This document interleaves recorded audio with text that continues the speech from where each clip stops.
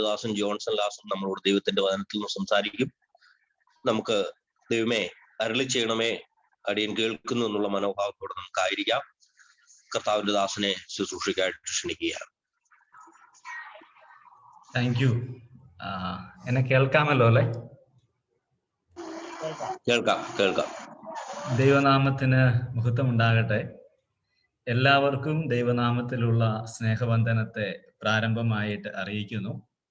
ലഭിച്ച ഈ അവസരത്തിനായിട്ട് ദൈവത്തോടും ഉത്തരവാദിത്തപ്പെട്ട എല്ലാ സഹോദരന്മാരോടും നന്ദി ദൈവനാമത്തിൽ അറിയിക്കുന്നു. രാജാക്കന്മാർ 2-ാമത്തെ പുസ്തകം 20-ാമത്തെ അധ്യായം അതിന്റെ 5-6 വാക്യങ്ങൾ വായിക്കുവാൻ താല്പര്യപ്പെടുകയാണ്. രാജാക്കന്മാരുടെ 2-ാമത്തെ പുസ്തകം 20-ാമത്തെ അധ്യായം 5-6 വാക്യങ്ങൾ. നീ മടങ്ങിച്ചെന്ന് എന്റെ ജനത്തിന്റെ പ്രഭുവായ ഹിസ്കിയാവോട് പറയേണ്ടത്, നിന്റെ പിതാവായ ദാവീദിന്റെ ദൈവമായ യഹോവ ഇപ്രകാരം അരുളി ചെയ്യുന്നു, ഞാൻ നിന്റെ പ്രാർത്ഥന കേട്ടു, നിന്റെ കണ്ണുനീർ കണ്ടിരിക്കുന്നു. ഞാൻ നിന്നെ സൗഖ്യമാക്കും.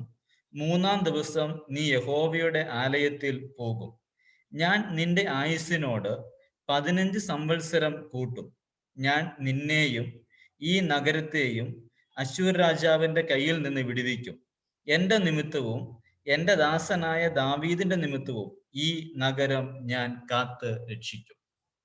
നമുക്കെല്ലാവർക്കും ഏറെ പരിചിതമായ ഒരു വേദവാക്യമാണ് ഇത്. പലപ്പോഴും പ്രാർത്ഥനയെക്കുറിച്ച് പറയുമ്പോൾ, പ്രസംഗിക്കുമ്പോൾ, സംസാരിക്കുമ്പോഴൊക്കെ ഹിസ്കിയ രാജാവിന്റെ പ്രാർത്ഥന നാം അനുകരിക്കാറുണ്ട്. അതിലെ കാര്യങ്ങൾ നമ്മൾ സംസാരിക്കാറുമുണ്ട്. ഹിസ്കിയ രാജാവിന്റെ പ്രാർത്ഥനയും പ്രാർത്ഥനയ്ക്ക് ലഭിച്ച മറുപടിയുമാണ് നാം ഈ അധ്യായത്തിൽ വായിച്ചു കേട്ട വാക്യം. ദൈവം നൽകിയിരിക്കുന്ന പ്രാർത്ഥനയുടെ മറുപടി ആണ്. ദൈവം പറയുന്ന കാര്യം, ഞാൻ നിന്റെ പ്രാർത്ഥന കേട്ടു, നിന്റെ കണ്ണുനീര് ഞാൻ കണ്ടു. അതുകൊണ്ട് ഈ രോഗം നിനക്ക് മരണകാരണമായി തീർന്നിട്ട് നീ മരിക്കുകയില്ല, നീ സൗഖ്യമാകും. നീ 3-ാം ദിവസം ദൈവത്തിന്റെ ആലയത്തിലേക്ക് പോകും. നിന്റെ ആയുസ്സിനോട് 15 വർഷം ഞാൻ കൂട്ടും. ഇതിന്റെ പോസിറ്റീവായ ഒരു വശം എന്ന് പറയുന്നത്, ദൈവം അദ്ദേഹത്തിന്റെ പ്രാർത്ഥന കേട്ടു എന്നുള്ളതും, അദ്ദേഹം പ്രാർത്ഥിച്ചപ്പോൾ ദൈവമേ ഞാൻ അങ്ങേക്ക് വേണ്ടി ജീവിച്ചതോർത്ത് നീ എന്നെ സഹായിക്കണമേ എന്ന് പറഞ്ഞതും പ്രാർത്ഥനയിൽ അനുകരിക്കേണ്ട പോസിറ്റീവായ 2 വശങ്ങളാണ്. എന്നാൽ ഞാൻ ഇന്ന് സംസാരിക്കാൻ ആഗ്രഹിക്കുന്ന പോസിറ്റീവായ കാര്യത്തെ അല്ല, മറിച്ച് ഈ പ്രാർത്ഥനയിലെ ചില നെഗറ്റീവായ കാര്യങ്ങളെ സംസാരിക്കാൻ താല്പര്യപ്പെടുകയാണ്. എന്തുകൊണ്ടായിരിക്കാം ഹിസ്കിയാവ് താൻ മരിക്കുമെന്ന് ദൈവത്തിന്റെ ദാസൻ വന്ന് പ്രവചിച്ചപ്പോൾ, അല്ലെങ്കിൽ നിങ്ങൾ മരിക്കാൻ പോവുകയാണ്, അതുകൊണ്ട് രാജ്യത്തിന്റെ കാര്യങ്ങളെല്ലാം ക്രമപ്പെടുത്തുക എന്ന ഒരു ഉപദേശം ദൈവത്തിന്റെ ദാസൻ കൊടുക്കുമ്പോൾ ആ ഉപദേശത്തെ അംഗീകരിക്കുവാൻ കഴിയാതെ, അല്ലെങ്കിൽ ആ കൽപ്പനയെ സ്വീകരിക്കുവാൻ കഴിയാതെ തന്റെ മുഖം ചുവരിനോട് ചേർത്ത് വീണ്ടും ആയുസ് ദീർഘമാക്കുവാൻ വേണ്ടി എന്തിനായിരിക്കാം ഹിസ്കിയ രാജാവ് പ്രാർത്ഥിച്ചത്? നമുക്ക് ഇങ്ങനെ വേണേൽ ചിന്തിക്കാം, കർത്താവിന് വേണ്ടി കുറെ കൂടെ പ്രവർത്തിക്കാനുള്ള ഒരു താല്പര്യം കൊണ്ടായിരിക്കാം അദ്ദേഹം ഇങ്ങനെ ഒരു പ്രാർത്ഥന നടത്തിയത് എന്ന്. യെശയ്യാവിന്റെ പുസ്തകം 38-ാം അധ്യായം 19-ാം വാക്യം വായിക്കുമ്പോൾ, ഞാൻ ഇപ്പോൾ ചെയ്യുന്നത് പോലെ ജീവനുള്ള നാളുകൾ ജീവനുള്ളവരുടെ മധ്യത്തിൽ ഞാൻ അങ്ങേ സ്തുതിക്കും എന്ന് ഹിസ്കിയ രാജാവ് പാടുന്നുണ്ട് തന്റെ സ്തോത്രഗീതത്തിൽ.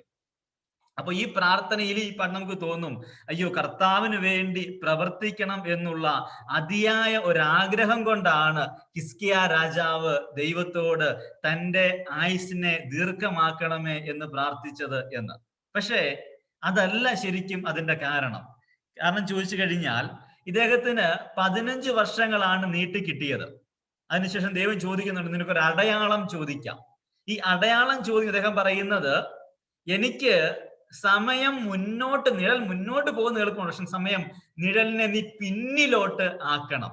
ഒരു 10 അടി കൂടെ പുറകോട്ട് സമയത്തെ ആക്കണം എന്നാണ് ഇദ്ദേഹം ദൈവത്തോട് പ്രാർത്ഥിക്കുന്നത്. അപ്പോൾ ഇതിന്റെ അർത്ഥം കുറച്ചുകൂടെ സമയം തനിക്ക് ദൈവം കൊടുത്ത 15 വർഷങ്ങൾ പോരാ, കുറെ കൂടെ സമയം ജീവിക്കണം എന്നൊരാഗ്രഹം ഇദ്ദേഹത്തിന്റെ ആ പ്രാർത്ഥന അല്ലെങ്കിൽ ആ ആവശ്യത്തിൽ ഉണ്ട്. അപ്പൊ കർത്താവിന് വേണ്ടി പ്രവർത്തിക്കണം എന്ന ആഗ്രഹമൊന്നുമല്ല, കുറെ കാലം കൂടെയൊക്കെ ജീവിക്കണം എന്ന ആഗ്രഹം കൊണ്ടാണ് ഇദ്ദേഹം പ്രാർത്ഥിക്കാനായിട്ട് തയ്യാറായത്.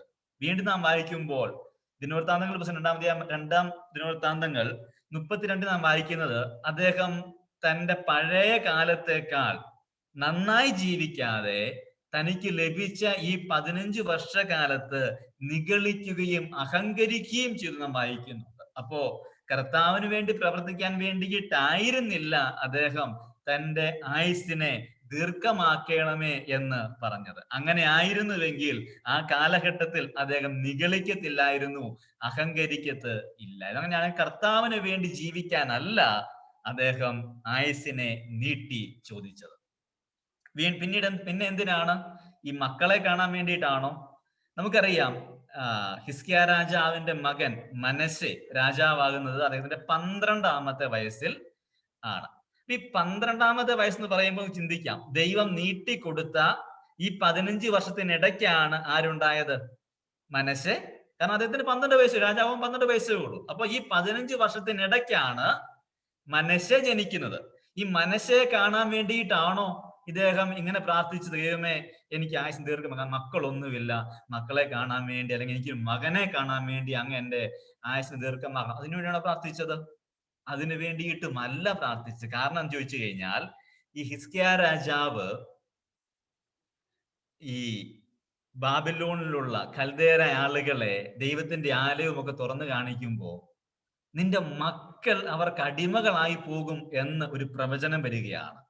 ആ പ്രവചനം വരും അദ്ദേഹം പറയുന്നത്, എന്റെ കാലത്ത് എന്തായാലും കുഴപ്പമുണ്ടാകത്തില്ലല്ലോ, ഞാൻ സ്വൈര്യമായിരിക്കുമല്ലോ, മക്കളുടെ കാലത്തല്ലേ പ്രശ്നമുണ്ടാകത്തുള്ളൂ എന്ന് പറഞ്ഞ് വളരെ ലാഘവത്തോടുകൂടെ ദൈവത്തിന്റെ ആ ശിക്ഷയെ എടുക്കുന്ന കാണുവാനായിട്ട് സാധിക്കും. അങ്ങനെയാണ് ഞാൻ പറയട്ടെ, ഈ മക്കളോടുള്ള സ്നേഹമോ മക്കളെ കാണാനുള്ള ആഗ്രഹമോ കൊണ്ടൊന്നുമല്ല അദ്ദേഹം ഈ ദൈവത്തോട് ആയുസ്സിനെ ദീർഘമാക്കുവാനായിട്ട് പ്രാർത്ഥിച്ചത്. പിന്നെ മരണത്തെക്കുറിച്ച് അറിവില്ലാത്തത് കൊണ്ടാണോ? അല്ല. കാരണം യെശയ്യാവിന്റെ 38-ാം അധ്യായം 12-ാം വാക്യം വായിക്കാൻ മനസ്സിലാക്കാൻ കഴിയുന്ന കാര്യം, അദ്ദേഹം പറയുന്നുണ്ട്, ഞാൻ ജീവനുള്ളവരുടെ ദേശത്ത് യഹോവയെ കാണുകയില്ല എന്ന് കരുതി. അപ്പം മരിച്ചു കഴിഞ്ഞാൽ യഹോവയാണ് കാണാൻ പോകുന്നത് എന്ന ഒരു ധാരണ മരണത്തെ കുറിച്ച് അദ്ദേഹത്തിന് ഉണ്ടായിരുന്നു. അദ്ദേഹം പറഞ്ഞത്, ഇനി ജീവനുള്ളവരുടെ ദേശത്ത് ഞാൻ കാണത്തില്ലെന്ന. അതിന്റെ അർത്ഥം എന്താ? മരണശേഷം ഞാൻ കാണുമെന്ന് കരുതി. നോക്കുക, അപ്പൊ മരണത്തെ കുറിച്ച്, മരണാനന്തര ജീവിതത്തെ കുറിച്ച് ഹിസ്കിയ രാജാവിന് കൃത്യമായ ധാരണ ഉണ്ടായിരുന്നു.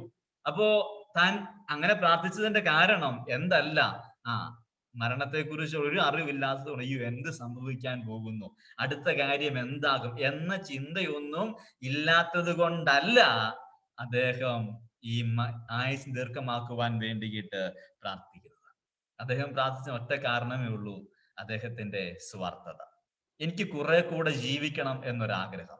ദൈവം അനുവദിച്ച സമയം പോലെ കുറച്ച് വർഷം കൂടെ ജീവിക്കണം, കുറച്ച് വർഷം കൂടെ ഈ കസേരയിൽ ഒന്ന് ഇരിക്കണം, കുറച്ച് വർഷം കൂടി ഈ ഭരണം ഒന്ന് നടത്തണം, കുറച്ച് വർഷം കൂടെ ആളുകളെ ഭരിക്കണം, അവരുടെ ബഹുമാനം സ്വീകരിക്കണം, അവർ നൽകുന്ന നന്മകൾ സ്വീകരിക്കണം, അവരെ കുറെ നാളുകൂടെ ഭരിച്ച് ഈ കസേരയിൽ സിംഹാസനത്തിൽ ഇരുന്ന് എനിക്ക് രാജാവായി വാഴണം.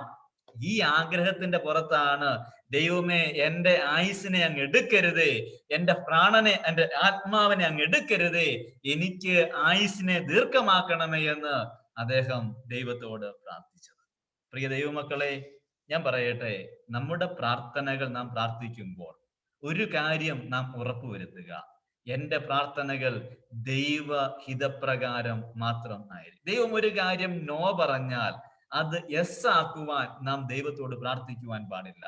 ദൈവം ഒരു കാര്യത്തിൽ യെസ് പറഞ്ഞാൽ അത് നോ ആക്കുവാൻ നാം ദൈവത്തോട് പ്രാർത്ഥിക്കുവാൻ പാടില്ല. അങ്ങനെ പ്രാർത്ഥിച്ചു കഴിഞ്ഞാൽ അതിന്റെ പരിണിത ഫലങ്ങൾ നാം അനുഭവിക്കേണ്ടതായിട്ട് വരും. എന്താണ് പരിണിത ഫലങ്ങൾ? ഇദ്ദേഹം രാജാവായി 15 വർഷങ്ങൾ കൂടി ഭരണം നടത്തുകയാണ്. ഈ 15 വർഷം മുൻപുള്ള അദ്ദേഹത്തിന്റെ ഭരണത്തിന്റെ അത്രയും ആത്മീകമായ ഉന്നമനം ഈ 15 വർഷം ഉണ്ടായിട്ടില്ല എന്ന് നമുക്ക് മനസ്സിലാക്കുവാൻ കഴിയും. ഞാൻ ചില വാക്യങ്ങൾ പറഞ്ഞു പോകാം, സംഭവങ്ങളും പറയാം. ദിനവൃത്താന്തം 2-ാം പുസ്തകത്തിന്റെ 29-ാം വാക്യം വായിക്കുമ്പോൾ മനസ്സിലാക്കാൻ കഴിയുന്ന കാര്യം, അദ്ദേഹം രാജാവായ സമയത്ത് ആലയത്തിന്റെ അറ്റകുറ്റപ്പണികൾ തീർത്തു കാണുന്നുണ്ട്. അദ്ദേഹം ദേവാലയം ശുദ്ധീകരിച്ചതായിട്ട് നാം വായിക്കുന്നുണ്ട്. അദ്ദേഹം യാഗങ്ങൾ പുനഃസ്ഥാപിച്ചതായിട്ട് വായിക്കുന്നുണ്ട്. ദൈവജനങ്ങളെ ദൈവത്തോട് അടുപ്പിച്ചതായിട്ട് നാം വായിക്കുന്നുണ്ട്. അദ്ദേഹം പെസഹ നടത്തിയതായിട്ട് വായിക്കുന്നുണ്ട്. അദ്ദേഹം വിഗ്രഹങ്ങളെ തകർത്തു കളഞ്ഞതായിട്ട് നാം വായിക്കുന്നുണ്ട്. എപ്പോഴാണിത്? തന്റെ ആദ്യ രാജ്യ ഭരണ സമയത്ത്, അതായത് 15 വർഷം നീട്ടി കിട്ടുന്നതിന് മുൻപ് വലിയ ആത്മീയ ഉന്നമനമാണ്, ആത്മീയ നവോത്ഥാനമാണ് ഹിസ്കിയാവ് തന്റെ ഭരണത്തിലൂടെ നടത്തിയത് എങ്കിൽ നീട്ടിക്കിട്ടിയ 15 വർഷത്തിനിടയ്ക്ക് ഒരു ആത്മീയ മുന്നേറ്റം പോലും അദ്ദേഹം നടത്തിയിട്ടില്ല. ഒരു ആത്മീക പ്രചോദനം പോലും അദ്ദേഹം നടത്തിയിട്ടില്ല. മറിച്ച് സംഭവിച്ചത് ജാതികളായ ആളുകൾക്ക് ദേവാലയവും ദേവാലയത്തിന്റെ സാധനങ്ങളും തുറന്നു കാണിക്കുകയും അവർക്ക് അവിടെ കയറി അതെല്ലാം കാണുവാനുള്ള അനുവാദം കൊടുക്കുകയും ചെയ്തു. ഈ ജാതികൾക്ക് പുറമേ നിന്ന് ദേവാലയം കണ്ട് പ്രാർത്ഥിക്കാനുള്ള അനുവാദം ശലോമോൻ നൽകിയിട്ടുണ്ട്. തന്റെ പ്രാർത്ഥന പറയുന്നുണ്ടല്ലോ, ദൈവമേ, ജാതികൾ ഈ ആലയം നോക്കി പ്രാർത്ഥിച്ചാൽ അവരുടെ ആവശ്യം നടത്തി കൊടുക്കണമേ. പക്ഷേ ആലയത്തിനകത്ത് പ്രവേശിക്കാൻ ജാതികൾക്ക് അനുവാദമില്ല. ഇവിടെ ഇതാ രാജാവ്, 15 വർഷം നീട്ടിക്കിട്ടിയ മനുഷ്യൻ ആലയം തുറന്ന് ജാതികൾക്ക് വേണ്ടി കാണിച്ചു കൊടുക്കുകയാണ്. ഒരു കാലത്ത് വലിയ ആത്മീയ മുന്നേറ്റം ഉണ്ടാക്കിയ വ്യക്തി, ആത്മീയ നവോത്ഥാനം കൊണ്ടുവന്ന വ്യക്തി, ആത്മീയ അധപ്പതനത്തിലേക്ക് നീട്ടിക്കിട്ടിയ 15 വർഷങ്ങൾ കൊണ്ടുപോകുന്നു. ദൈവത്തോട് ചില കാര്യങ്ങൾ നോ പറഞ്ഞതിന്റെ, ഞാൻ ഇപ്പൊ വരാൻ തയ്യാറല്ല, എനിക്ക് കുറെ കൂടെ ജീവിക്കണം എന്ന് പറഞ്ഞതിന്റെ പരിണിത ഫലമാണ് ഇത്. 2, ഭൗതികമായ രീതിയിലും അദ്ദേഹം ചില മുന്നേറ്റങ്ങൾ തന്റെ ആദ്യ കാലഘട്ടങ്ങളിൽ നടത്തിയിരുന്നു. വളരെ നല്ല രീതിയിലുള്ള മുന്നേറ്റം. ശത്രുക്കൾ ആക്രമിച്ചു കഴിഞ്ഞാൽ അവരെ തുരത്തുവാനുള്ള ചില സംവിധാനങ്ങൾ അദ്ദേഹം ഒരുക്കിയിരുന്നു. പക്ഷേ തന്റെ ഈ 15 വർഷത്തിനിടയ്ക്ക് ഭൗതികമായ നിലയിൽ രാജ്യത്തിന്റെ സുരക്ഷ സംബന്ധിച്ച് യാതൊരുവിധ കാര്യങ്ങളും എടുത്തില്ലെന്ന് മാത്രമല്ല, അദ്ദേഹത്തിന്റെ കാലം കഴിഞ്ഞപ്പോൾ മറ്റു രാജ്യങ്ങൾ വന്ന് യഹൂദയെ ആക്രമിക്കുകയും അവരെ അടിമകളാക്കി കൊണ്ടുപോവുകയും ചെയ്യുന്നു. നോക്കുക, ആത്മീകമായി മുന്നേറ്റമില്ല, ഭൗതികമായിട്ടും മുന്നേറ്റം ഇല്ല. ഒരു കാര്യം കൂടെ പറഞ്ഞ് ഞാൻ അവസാനിപ്പിക്കാം. ഈ 15 വർഷത്തിനിടയ്ക്കുണ്ടായ മകനാണ് മനശ്ശെ. യഹൂദന്മാരുടെ രാജാക്കന്മാരുടെ ചരിത്രത്തിൽ ഇത്രയും അധപ്പതിച്ച ഒരു രാജാവ്, ഇത്രയും അനാത്മീകനായ ഒരു രാജാവ്, ഇത്രയും ദുഷ്ടനായ ഒരു രാജാവ് യഹൂദന്മാരുടെ ചരിത്രത്തിൽ ഇല്ല എന്ന് വേണമെങ്കിൽ നമുക്ക് പറയാം.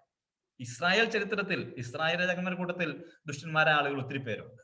പക്ഷെ ഈ യഹൂദ രാജാക്കന്മാരുടെ കൂട്ടത്തിൽ വളരെ ദുഷ്ടനായ, വളരെ ക്രൂരനായ, അനാത്മീകനായ ഒരു രാജാവായിരുന്നു മനേശ. മനേശ ജനിച്ചത് ഈ ഹിസ്കിയാവിന് ദൈവം നീട്ടിക്കൊടുത്ത 15 വർഷത്തിനിടയ്ക്കാണ്. ഒരു അനാത്മീകനായ മകന് ജന്മം കൊടുത്ത് അനാത്മീകമായ പാതയിലാണ് ഈ 15 വർഷങ്ങളും ഈ മകനെ, 12 വർഷങ്ങളും ഈ മകനെ ഹിസ്കിയാവ് വളർത്തുന്നത്. പ്രിയ ദൈവമക്കളെ, ഞാൻ എൻ്റെ വാക്കുകൾക്ക് പൂർണ്ണ വിരാമം കുറിക്കുവാൻ താല്പര്യപ്പെടുകയാണ്. നമ്മുടെ ജീവിതത്തിൽ ദൈവം യെസ് പറയുന്ന നമുക്ക് സാധിക്കണം. ഒരിക്കലും ഒരു ഭക്തനായ മനുഷ്യൻ പ്രാർത്ഥിച്ചു, ദൈവമേ, നിന്റെ ഹിതം, അതിൽ കൂടുതലൊന്നും വേണ്ട, അതിൽ കുറവ് ഒന്നും വേണ്ട, അതല്ലാതെ വേറെ ഒന്നും വേണ്ട. ദൈവമക്കളെ, നമുക്ക് നമ്മുടെ ഹൃദയങ്ങളെ താഴ്ത്തുവാൻ കഴിയുമോ? നമ്മുടെ ആഗ്രഹങ്ങളെ വേണ്ടെന്ന് വെക്കുവാൻ കഴിയുമോ? നമ്മുടെ താല്പര്യങ്ങളോട് നോ പറയുവാൻ കഴിയുമോ? ദൈവം ഒരു കാര്യം നമ്മളോട് ആവശ്യപ്പെട്ടാൽ, അത് നമ്മുടെ ജീവനെ എടുക്കുന്ന കാര്യമാണെങ്കിൽ പോലും, അല്ല രോഗമാണെങ്കിൽ പോലും, പ്രയാസമാണെങ്കിൽ, കർത്താവേ, അത് സഹിക്കാൻ ഞാൻ തയ്യാറാണ്. അവിടുത്തെ ഹിതം എന്താണോ അത് എന്നിൽ നിറവേറുവാൻ എനിക്ക് സമ്മതമാണ്. ഞാൻ എന്നെ പൂർണ്ണമായി അങ്ങേക്ക് വേണ്ടി സമർപ്പിക്കുന്നു എന്ന് പറയുവാൻ നമുക്ക് ഒരുക്കമുണ്ടോ? പലപ്പോഴും ദൈവത്തോട് നോ പറയുമ്പോൾ ഓർക്കുക, അതിനൊക്കെ ചില പരിണിത ഫലങ്ങൾ നാം അനുഭവിക്കേണ്ടതായിട്ട് വരും. നാം മാത്രമല്ല, ഒരുപക്ഷെ ഒരു വലിയ സമൂഹം ആത്മീകമായ അധപ്പതനത്തിലേക്ക് കൂപ്പുകുത്തിയതിന്റെ കാരണം മനശ്ശെ പോലെയുള്ള, ഹിസ്കിയാവിനെ പോലെയുള്ള രാജാക്കന്മാരാണ് ദൈവത്തോട് നീട്ടി ചോദിച്ചു, ദൈവം അനുവദിച്ചു കൊടുത്തു, അത് ദോഷത്തിന് കാരണമായി തീർന്നു. ബൈബിളിൽ ഇത്തരം ഒത്തിരി അനുഭവങ്ങളുണ്ട്, ഒത്തിരി സംഭവങ്ങളുണ്ട്. ബിലയാമിന്റെ കാര്യം, ബിലയാം ദൈവത്തോട് അനുവാദം ചോദിച്ചു, ദൈവമേ എനിക്ക് ഈ ബാലാക്കിന്റെ ആളുകളുടെ കൂടെ പോകണം. ദൈവം അനുവദിച്ചു. അദ്ദേഹം ബാലാക്കിന് ബുദ്ധി പറഞ്ഞു കൊടുത്തു. ആ ബുദ്ധിയാണ് ഇസ്രായേലിന് ശാപത്തിന്, അനേകരുടെ മരണത്തിന് കാരണമായത്. ബിലയാമിന്റെ മരണത്തിനും അത് കാരണമായിട്ട് തീർന്നു. ദൈവമക്കളെ, നമുക്ക് നമ്മളെ തന്നെ ഒന്ന് താഴ്ത്താം. എന്റെ ഇഷ്ടമല്ല നിന്റെ ഹിതം, എന്റെ ആഗ്രഹങ്ങളല്ല കർത്താവേ, അവിടുത്തെ ഹിതം നടപ്പാകുവാൻ ഞാൻ എന്നെ തന്നെ സമർപ്പിക്കുന്നു എന്ന് പറയാം. നമ്മുടെ പ്രാർത്ഥനകൾ എപ്പോഴും ദൈവഹിതത്തിനകത്ത് നിൽക്കുന്നതാകട്ടെ. അതിനെതിരായ ഒരു പ്രാർത്ഥനയും പ്രാർത്ഥിക്കാതെ, ഒരു ആഗ്രഹങ്ങൾ പോലും ഇല്ലാതെ, ഒരു ആവശ്യങ്ങൾ പോലും ജീവിപ്പാൻ ദൈവം എല്ലാവരെയും സഹായിക്കട്ടെ. ദൈവനാമത്തിന് മാത്രം ഇന്നും എന്നേക്കും